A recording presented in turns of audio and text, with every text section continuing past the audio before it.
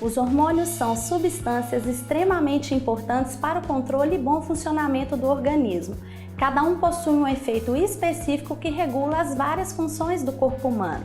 Hoje o nosso programa recebe a doutora Cláudia Fernandes Vieira, endocrinologista, e vamos falar justamente sobre como os hormônios podem, inclusive, interferir no processo de emagrecimento. Doutora Cláudia, seja bem-vinda ao nosso programa e hoje a gente vai falar sobre emagrecimento e a influência dos hormônios neste processo. Eu acho que seria interessante a gente citar alguns hormônios e as funções específicas destes hormônios no organismo. Eu queria começar a respeito da leptina. Bom, leptina é um hormônio interessante, é um peptídeo.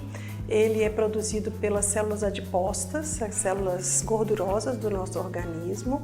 E quando a pessoa alimenta, essas células, elas levam uma mensagem até o hipotálamo de que o paciente já está satisfeito. Então, é por isso que ele é chamado hormônio da saciedade. E é super importante, ela que vai dar o limite para o organismo. Naquele momento, agora estou saciada, posso parar. E a tireoide? Todo mundo escuta falar sobre tireoide, hipotireoidismo, hipertireoidismo. Explica pra gente essas duas diferenças. Sim, a tireoide é uma glândula muito importante também, porque ela produz os hormônios que mexem muito com o metabolismo. E a tireoide, às vezes, dependendo da patologia que essa tireoide está sendo acometida, ela pode ficar lentificada ou exagerada, acelerada. Ou seja, quando a tireoide produz pouco hormônio, então caracteriza-se o quadro de hipotireoidismo, ou seja, está faltando hormônio. Então a pessoa tem aqueles sintomas relacionados a fica mais inapetente, cansado, uma retenção de líquido importante, um ganho de peso, unhas quebradiças, cabelo, queda de cabelo, intestino mais preso, muito irritada, sonolenta. São os sintomas quando a pessoa tem uma diminuição da produção dos hormônios da tireoide. Sim. O contrário também acontece. Algumas patologias que acometem a tireoide, elas podem acelerar o indivíduo. Por quê? Porque os hormônios se produzem em uma concentração muito maior, que é o hipertireoidismo. E aí os sintomas são geralmente o contrário. Então a tendência favorece é perder a perda de peso. Sim. Por quê? Porque acelera o metabolismo, enquanto o hipotireoidismo desacelera. Se for uma pessoa então que já tem uma tendência a emagrecer, pode ter um alerta aí. Sim, às vezes a perda de peso, dependendo do quadro de hipertireoidismo, a perda de peso ela é significativa. A gente tem ouvido falar bastante agora sobre o GLP-1. Explica pra gente o que é.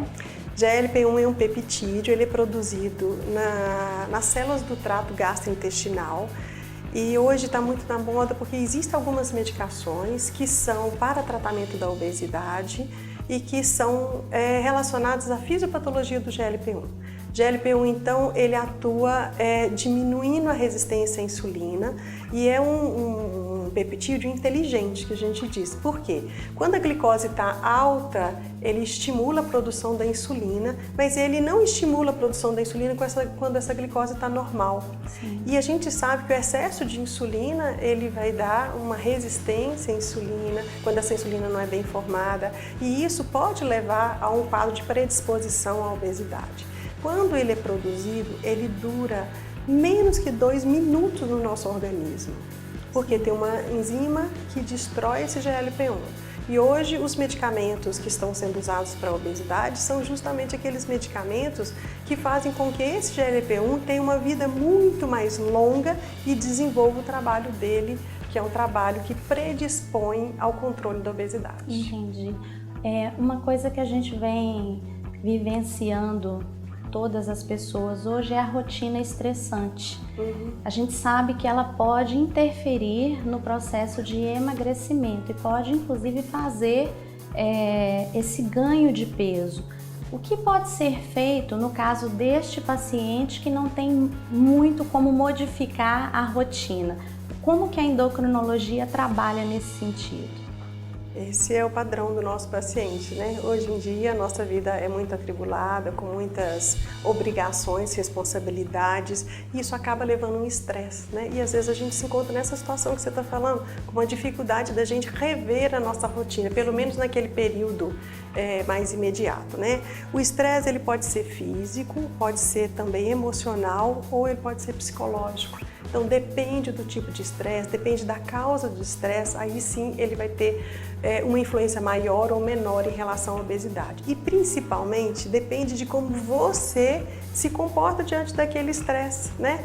Tem pessoas, por exemplo, que vão dizer, olha, quando eu estou estressada eu não consigo comer nada, nada desce, né? E outras já falam o contrário, que geralmente é o comportamento mais comum em relação ao estresse. Olha, eu estou estressada, eu preciso de algum alimento, eu me torno... O açúcar, por exemplo. Compulsiva. Mas por que o açúcar? O organismo da gente ele é muito inteligente.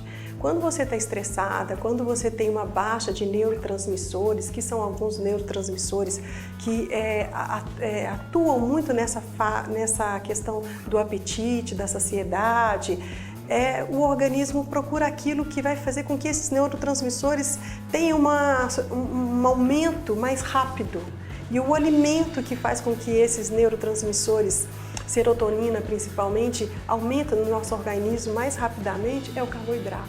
Então, quando você está nervosa, você não vai buscar uma salada, uma carne. De jeito Você vai nenhum. buscar um carboidrato. Sim. E geralmente um carboidrato de alto índice glicêmico, que é o pão, o macarrão, o doce, né? E a gente percebe que quando você come ele rápido e come ele em grande quantidade, dá aquela sensação de relaxamento, o estresse ele melhora, ele se controla muitas vezes, né? E em relação à depressão e à ansiedade, os hormônios desregulados, eles podem causar essas duas doenças? Sim, sim.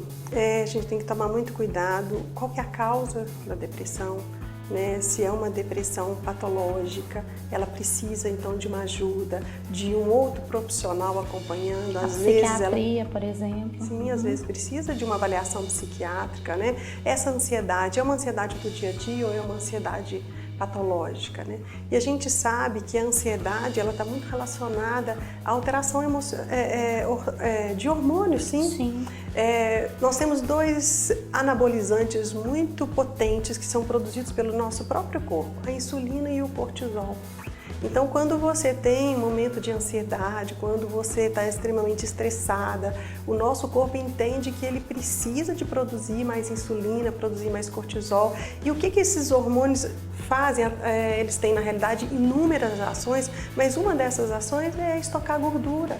Porque ele entende que você vai precisar de energia, que você vai estar estressada, que você está passando por um período difícil e em algum momento você vai ter que ter uma energia estocada para você lançar a mão dessa energia. Então, né? O paciente que está, por exemplo, neste processo de depressão, a perda de peso se torna mais difícil. Depende de como que ele se comporta diante dessa depressão. Sim. Como eu disse, às vezes é uma doença, precisa de um medicamento para que o paciente possa melhorar. Agora, também pode ser um momento depressivo, porque hoje a gente tem tantos desafios, né? Os desafios são corriqueiros, às vezes são diários, né? E aí não é uma patologia, não é uma doença. Muitas vezes ele precisa de rever, de uma revisão em relação ao comportamento dele diante das dificuldades. Doutor, em relação à depressão, um paciente que vem sendo acompanhado pela endocrinologia, pela psiquiatria, ele desenvolve uma compulsão alimentar? Não necessariamente. O paciente ele pode desenvolver uma compulsão alimentar. Essa compulsão alimentar também tem uma causa comum da parte emocional, né? Mas compulsão alimentar geralmente é uma patologia clara que deve ter também uma ajuda da psiquiatria também no tratamento, porque é uma patologia que o endocrinologista trata, que medica também. E nós estamos falando aqui de uma compulsão alimentar periódica, uma doença relacionada a esse hábito de comer, né? E geralmente os pacientes que têm essa depressão, essa compulsão alimentar, eles têm algumas características. É aquele paciente que come muito em um período muito curto de tempo, ele come muito rápido, é um paciente que não consegue parar de comer mesmo estando já saciado, e ele sabe que está saciado, é diferente daquele paciente que come e que não ficou saciado, não, ele se sente saciado, mas ele não consegue parar de comer.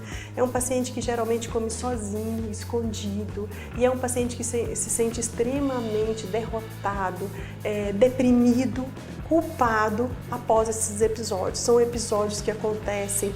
Às vezes para diagnosticar, nós temos que saber quanto tempo, como que acontece, que tipo de comida, né, que ele tem esses episódios, para caracterizar uma doença do comer compulsivo. Agora, existem pacientes que eles não têm talvez a patologia, sim, mas eles têm momentos e períodos de compulsão. Eu imagino que isso seja muito comum. É muito comum, isso faz parte do nosso dia a dia, né, gente? Quem não teve ainda aquela questão de que olhou, tá limpando a mesa, todo mundo já fez a refeição e ali sobrou 2, 3 coxinhas. Não pode sobrar. Não pode sobrar, não pode ir pro lixo. O lixo físico, não. Aí, às vezes, o lixo é a gente mesmo, né? Ah, não vou jogar no lixo, então vou comer. Aí, quando tem 2, vou comer uma. Poxa, mas agora sobrou só uma.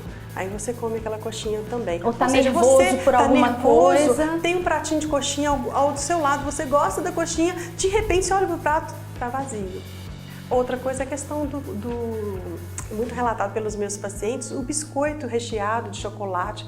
Doutora, quando eu abro o pacote, eu tenho que chegar até o final, não estou com fome. Ou seja, ele não tem uma doença, né? Na realidade, ele teve um momento de compulsão, né? Nós temos atitudes assim no nosso dia a dia. Neste caso, pode ser uma influência dos hormônios em relação ao humor, por exemplo? Existe essa questão da disfunção hormonal interferindo diretamente no humor? Sim, pode sim. Inclusive, os hormônios já foram citados, anabolizantes que nós mesmos produzimos no nosso corpo, que é a insulina, o cortisol, ela tem também, sim, quando eles estão desordenados, quando eles estão em excesso, existe uma repercussão, sim, em comportamento, em sentimento, né? Ele pode te dar euforia, pode te dar um momento de depressão, depressivo, que a gente chama, aquele momento que você fica mais down, mais para baixo. E às vezes, se isso for significativo, ele relata ao médico, o médico faz as dosagens, verifica o exame físico e às vezes vem, através dos exames laboratoriais, uma alteração significativa hormonal. Isso não é muito comum, porque esses hormônios eles são produzidos impulsos, né? Eles têm os horários de maior descarga, então é difícil pegar a nível laboratorial. Mas existem algumas doenças, assim, por exemplo, o cortisol, quando ele está exageradamente aumentado, ele pode sim ter uma origem do Cushing, que é a doença relacionada ao aumento do cortisol. Então, essa doença ela tem tratamento muitas vezes cirúrgico. Então, às vezes a pessoa tem alguns sintomas claros, está engordando exageradamente, às vezes está hipertenso, às vezes está muito nervoso, e a gente vai verificar essa paciente tem uma patologia, tem uma doença que chama-se doença de Cushing, e que o tratamento ele não é comportamental, não é um tratamento para perda de peso, ele é muitas vezes cirúrgico. No próximo Você Sempre Linda, continuaremos com a doutora Cláudia para a segunda parte desta entrevista. Visite o nosso canal no YouTube Você Sempre Linda. Lá você encontra todas as entrevistas que foram ao ar até hoje e poderá interagir com o nosso convidado enviando para o WhatsApp abaixo a sua pergunta. A resposta será nos próximos programas. Doutora Cláudia, obrigada pela sua participação e a gente volta no próximo sábado. Eu que agradeço. Não deixe de assistir a segunda parte dessa entrevista. Eu te espero às 1h15 da tarde. Um ótimo final de semana.